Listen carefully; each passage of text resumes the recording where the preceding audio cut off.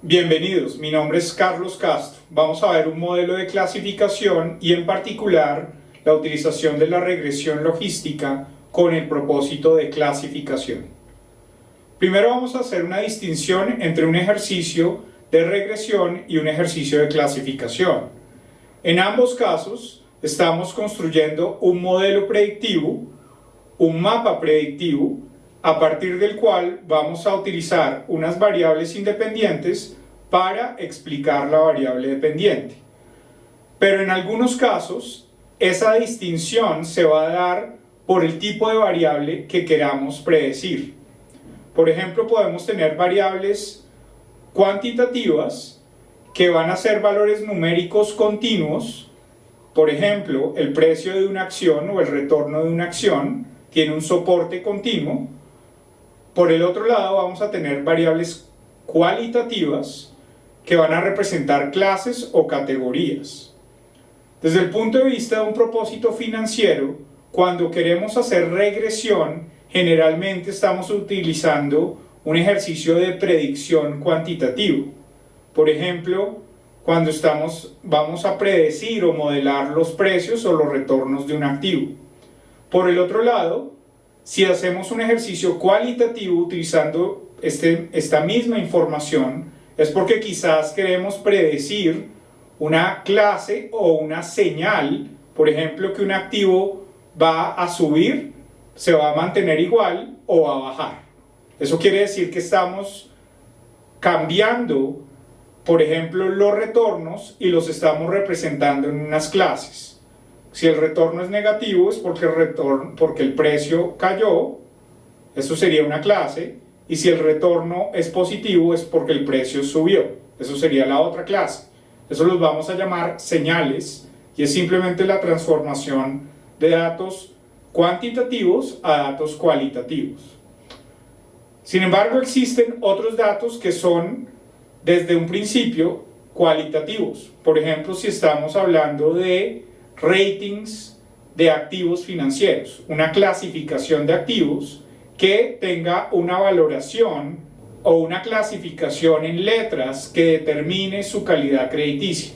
Por ejemplo, los bonos pueden ser de AAA, AA, BB o pueden estar en una situación de impago.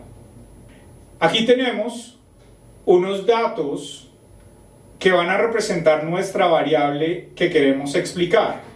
Nuestra variable que queremos explicar puede representar una clasificación que en este caso va a representar círculos amarillos o círculos morados.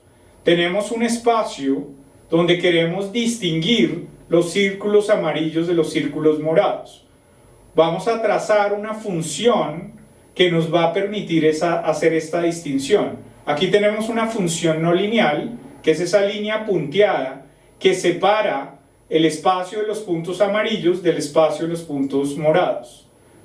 Podemos notar dos cosas. Primero, esta separación no es perfecta porque tenemos algunos puntos morados que están clasificados como si fueran amarillos, es decir, en la zona donde están la mayoría de los amarillos. Y viceversa, también tenemos puntos amarillos en la zona donde mayoritariamente tenemos puntos morados.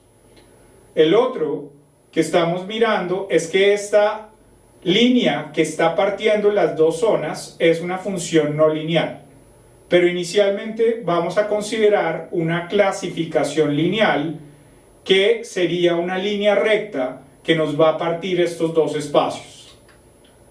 Vamos a considerar primero el problema de clasificación desde el punto de vista de la función de pérdida que vamos a considerar para este problema y también la función de riesgo.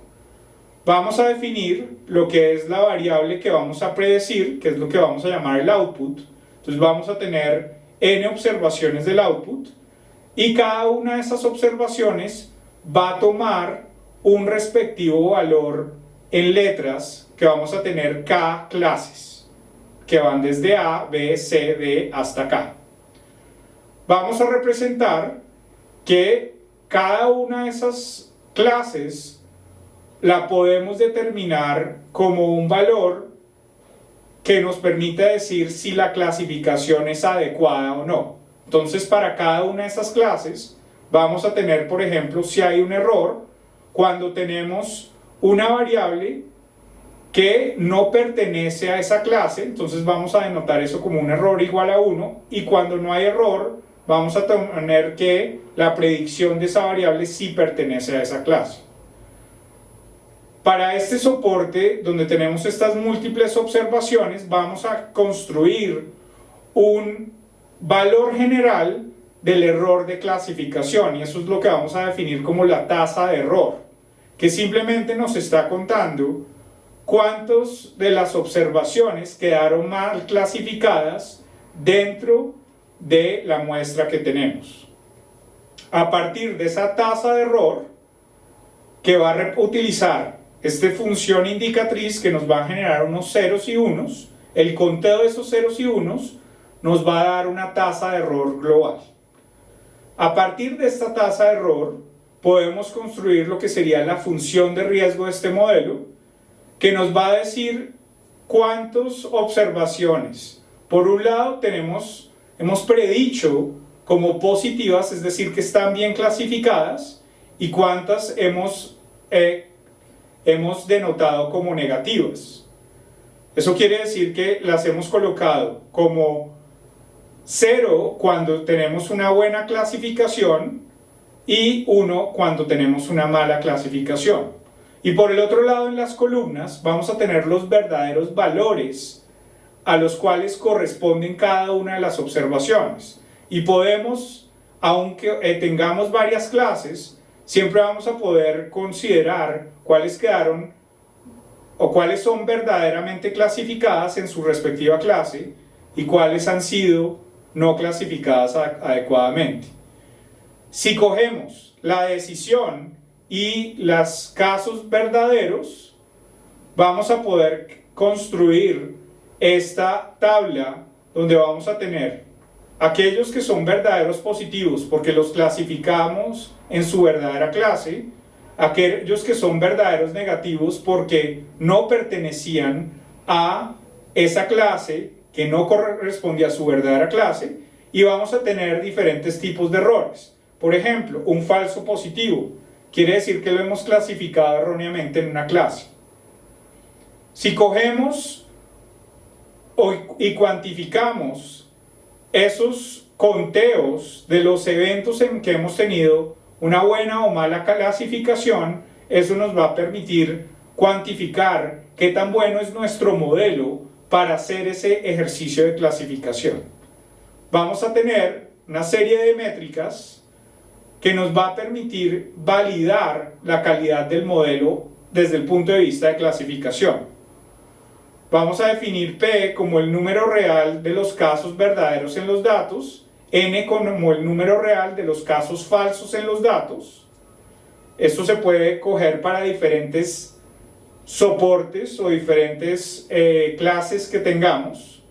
Siempre vamos a poder construir esta métrica y vamos a poder calcular los verdaderos positivos, los falsos positivos, los verdaderos negativos y los falsos negativos.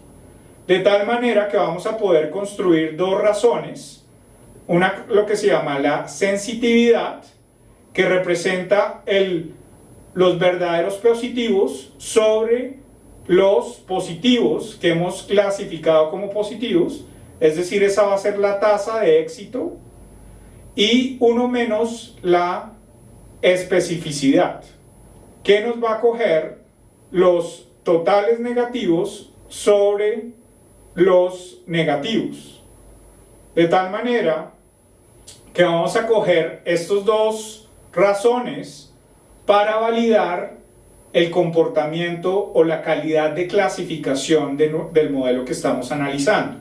Y esto es lo que nos va a dar la métrica que se conoce como el Receiver Operating Characteristic Curve, lo que se conoce como ROC. Aquí tenemos esta gráfica ROC, donde en el eje Y tenemos la sensitividad y en el eje X tenemos 1 más la especificidad. En este caso, vamos a tener que, si tenemos una clasificación aleatoria, eso va a representar la línea de 45 grados. Ese caso es donde estamos tomando una especie de moneda para clasificar las observaciones. Entonces lo que nos va a decir es que en promedio la mitad van a quedar clasificadas en una clase y la otra mitad van a quedar clasificadas en otra clase. Sin embargo, si nuestro modelo es bueno, debe ser mucho mejor que esa clasificación aleatoria. Por lo tanto, vamos a querer que en este caso, de acuerdo a cómo hemos construido las métricas, los modelos buenos van a estar ubicados aquí en esta esquina superior. Eso va a representar la clasificación perfecta porque vamos a tener que la sensitividad es lo máximo, es decir, vamos a tener el máximo cantidad de verdaderos positivos como porcentaje de todos los positivos, y por el otro lado vamos a tener un valor adecuado de la 1 menos la especificidad, que también nos va a permitir decir que hemos hecho una clasificación adecuada de los verdaderos negativos. Vamos a utilizar esta gráfica para determinar la capacidad de predicción y clasificación de nuestros modelos. Vamos a poner un ejemplo de un método de clasificación lineal. Este método de clasificación lineal en realidad viene siendo lo que hemos visto anteriormente como un modelo lineal generalizado, donde tenemos un caso en donde hay solo dos posibles variables que puede tomar la variable de interés. Por ejemplo, es el caso en que estemos analizando una situación de riesgo crediticio donde tengamos una situación de impago y una situación de pago. Entonces tenemos una variable de interés y que va a ser binaria, tomar ese valor de 0 y 1, y vamos a tratar de utilizar una serie de variables explicativas o características socioeconómicas del sujeto de crédito para explicar ese comportamiento de pago o de impago. Recordemos que aquí vamos a tener un modelo que nos garantiza que el conjunto de variables explicativas nos va a llevar a un soporte que podamos interpretar como una probabilidad. Por lo tanto, vamos a utilizar esa función logit para hacer esa transformación, y eso nos garantiza que podamos interpretar el resultado como una probabilidad. Miremos el resultado de este modelo tomando algunas variables explicativas, donde vamos a calcular precisamente esa probabilidad de no pago. La denominamos como el default rate, que es la probabilidad de no pagar el crédito, y aquí tenemos dos curvas. La curva naranja representa la probabilidad de pago para unos estudiantes y la curva azul representa la probabilidad de no pago para personas que no son estudiantes. Aquí el eje X representa el balance de su deuda. Por lo tanto, ¿qué podemos observar? Primero, observamos que a medida que aumenta el balance de su deuda o la cantidad de deuda, entonces aumenta la probabilidad de no pago. ¿Qué podemos concluir de esta gráfica? Si cogemos para un nivel de balance específico, por ejemplo, si nos paramos en el punto de 1500 como balance de la tarjeta de crédito y trazamos una línea vertical, vemos que la probabilidad de no pago de los estudiantes condicional a ese nivel de endeudamiento es menor que la de los no estudiantes. Eso quiere decir que en general las probabilidades de no pago de los estudiantes son menores que los de los que no son estudiantes. Sin embargo, si nos vamos a niveles más bajos de la probabilidad de quiebra, eso no es tan evidente y vemos que esas probabilidades son muy parecidas. Aquí también tenemos que considerar cómo están actuando conjuntamente las variables explicativas para explicar este fenómeno de riesgo. Por el otro lado, vemos en la otra gráfica que los estudiantes, aun cuando representan probabilidades menores de impago, tienen mayores deuda en las tarjetas de crédito. Aquí tenemos un box plot donde vemos que en promedio los niveles de endeudamiento de los estudiantes que están en naranja es mayor que al resto de la población. Por lo tanto, hay que considerar cómo están jugando estos efectos en neto. Porque por un lado, vemos que los estudiantes tienen tasas en promedio menores de impago, pero a su vez son sujetos más riesgosos porque tienen balances mayores. Esto es un efecto cruzado que hay que tener en consideración porque ese efecto conjunto de esas dos variables es lo que va a terminar determinando la capacidad de pago de un individuo en particular, dependiendo de el balance que tenga y también este riesgo que hemos observado históricamente en los individuos que tenemos dentro de la muestra.